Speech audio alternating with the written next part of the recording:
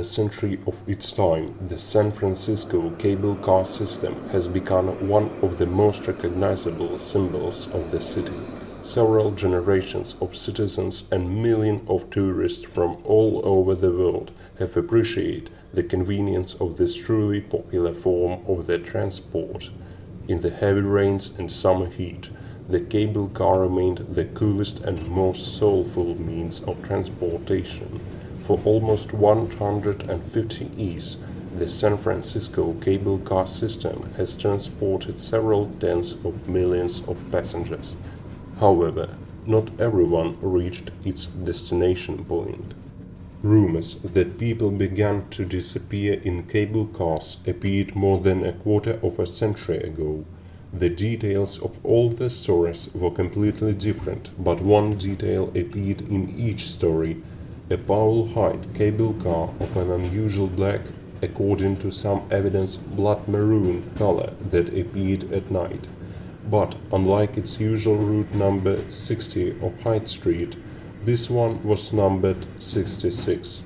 As we all know, cable cars in San Francisco have three routes: Powell Mason with number 59, California Street with number 61, and Powell-Hyde with number 60. Everyone knows that there is simply no route with the number 66 in San Francisco.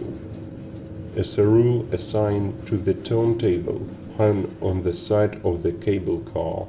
The mysterious cable car was seen near George Sterling Park, Chinese Southern Baptist Church, and at the intersection of Hyde Street with Washington. The scenario of meetings with the cable car was the same. People for a very long time, sometimes at least an hour, and to no avail, stood at the cable car stop in the evening and started to damn cable cars, scolding gripmen and managers of its management company. And then, as if it having relented, a cable car with route number 66 drove up to a passenger at a deserted stop, almost noiselessly, picked up the belated passenger, and took to nowhere. An elderly San Francisco taxi driver personally told the author of this article about a meeting with a black Powell-Hyde cable car with the number 66 in the late 70s. It was about 3 o'clock in the morning. I was driving from Washington Square along the Union Street towards Elaine Park at a speed of 15 miles per hour. I had an order. Passing the intersection with Hyde Street, along which there were cable car tracks, I looked to the right just in case. And I think it saved my life. A cable car was flying down the street at high speed.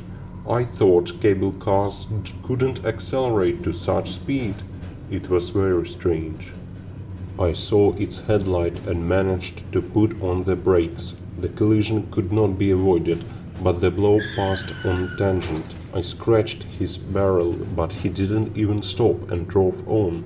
I looked around, saw that there was not a single witness around. Then I rushed into the garage, and only a block later, already on Larkin Street, I stopped. Why? You see, there was no one on the cable car, no one at all, not even a gripman. I didn't understand what had happened and how this was possible. I've never been so scared in my life. It is clear that no one would believe me. What kind of cable car can there be at 3 o'clock in the morning? I didn't remember how I got to the garage to a familiar mechanic. He fixed my taxicab until the morning, made a bumper, replaced the headlight, erased traces of black paint, and tinted the hood. At the morning inspection at the taxi station, I was trembling with fear, but no one noticed anything. They say that one day someone from the townspeople have made a complaint to the management company. The townsman complained that on the evening of so-and-so a date, a cable car with a sign to the turntable drove up to the stop, stood for a minute, and without opening the door left. The townsman demanded to investigate this nonsense and punish the groupman who did not open the door and gave the number of the car. The number was 66.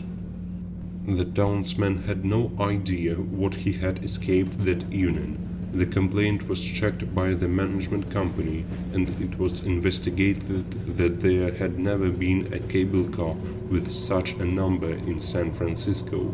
However, one of the management company workers told him about this cable car. He told that the groupman of the Powell Heights cable cars, a respectable old man who drove cable cars for almost half a century, was retired by company managers. Old Gripman flatly refused to go on a well-deserved rest and in the end cursed the entire management company and left. In the evening of the same day, by a tragic coincidence, he was run over by a cable car. The cable car was cancelled, but the route number was mystically changed on it from 60 to 66. People have noticed that every time a mysterious cable car appears, some unusual incident happens. In the 21st century, the Powell Heights of black or blood maroon color cable car with the route number 66 was seen twice.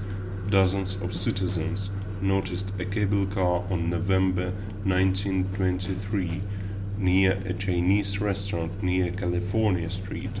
On this day was arrested Michael Jackson. The second time the car was seen at the intersection of Hyde Street with Washington Street on December 21, 2015. The next day, plans for a nuclear war between the United States, the USSR and China were declassified.